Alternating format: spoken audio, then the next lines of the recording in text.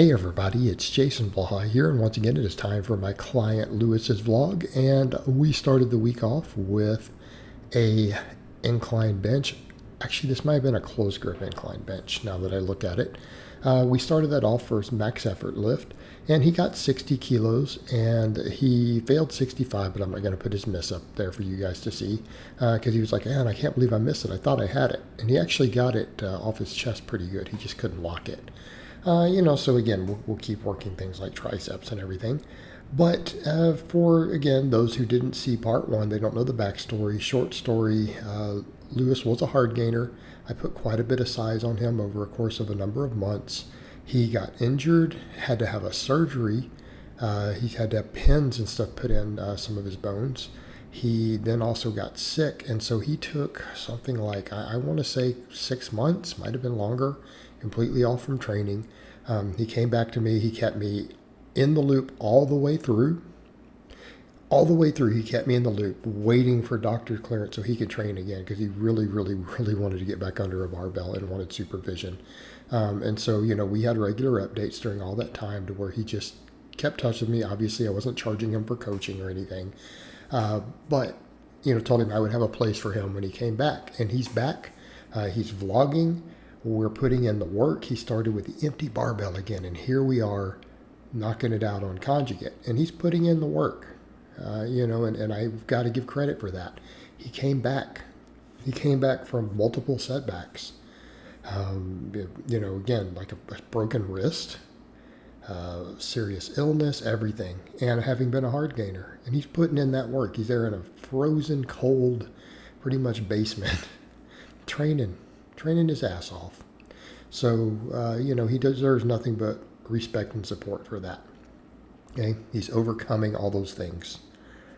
And he's getting it done. And like I said, in a cold ass basement. All right? That's work ethic. So what do we do for the upper day? Pretty straightforward. After the max work, we did pause bench. We did JM presses. We did some barbell rows, band press downs, laterals. All right, we tested his conventional deadlift on max effort lower day. Got 175 kg. All right, we're real happy about that. Why? Because shortly before he had to drop out from coaching, we got 180, which, in kilos would be 4 plates aside. Right? 4 plates aside. We're now 5 kilograms from where we were before he had to stop. Before injury, before illness, all that stuff. We're right there. And it's not going to be long before he's got back to where he was, and then we make additional progress.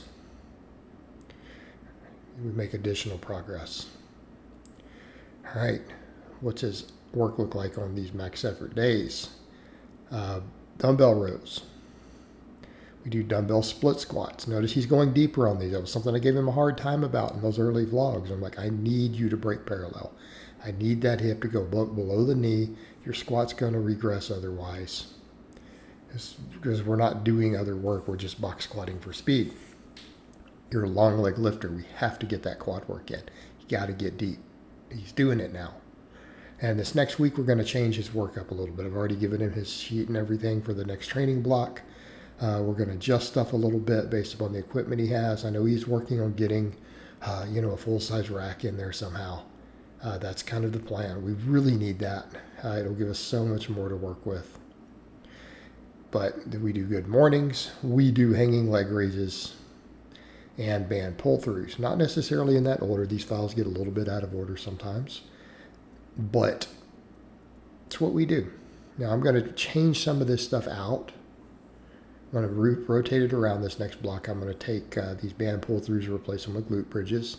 And that's something else. People will ask, hey, how come we'll see every now and then a glute bridge? We don't see them that often, because I don't program them that often, because a lot of my clients have gyms with other leg equipment.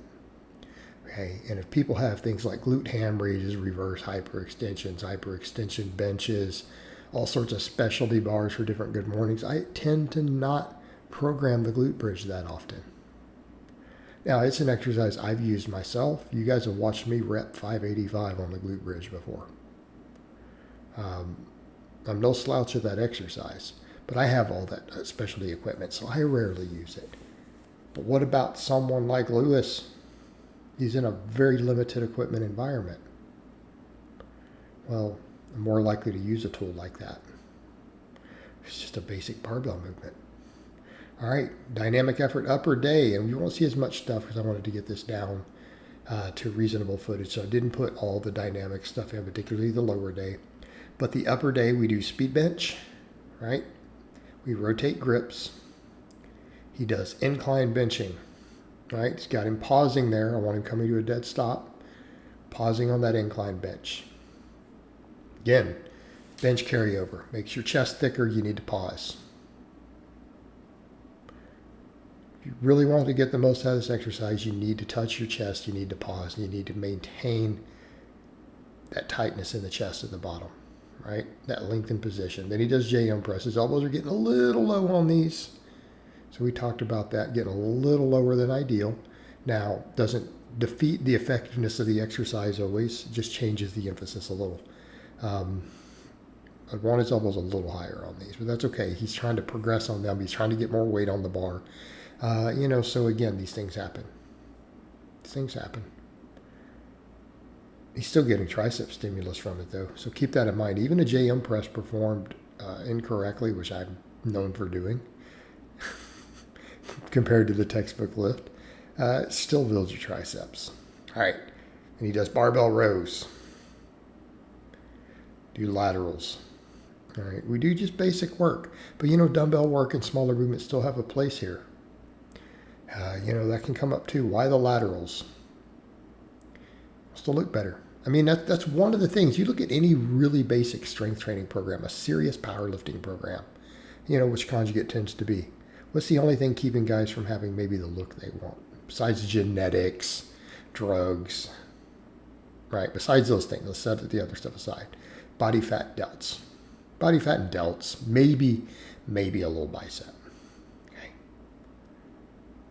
It's the quickest way to take a strength program, a serious hardcore strength program, and make it still give guys kind of get that look they want.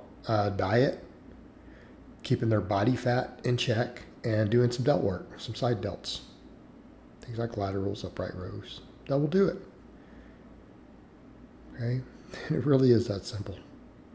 So again, because he cares about those things, doesn't want to look good, let him throw them in. All right, dynamic effort lower looks the same as max effort lower, other than the primary exercises. We do speed box squats. He does speed deadlifts. And I think we're back in a conventional phase for this wave. Then he does all the other stuff. Good mornings, the single leg exercises, the ab work. Okay, throw all that stuff in. So here's the good mornings. We'll finish up with the hanging leg raises. His training is very simple, very straightforward. He's not advanced enough for us to need to get really advanced here. Okay, it works. You get bigger, you get stronger. All right, guys, but that's really all I have to say on that today. I hope it's been informative, and I'll talk to you guys next time.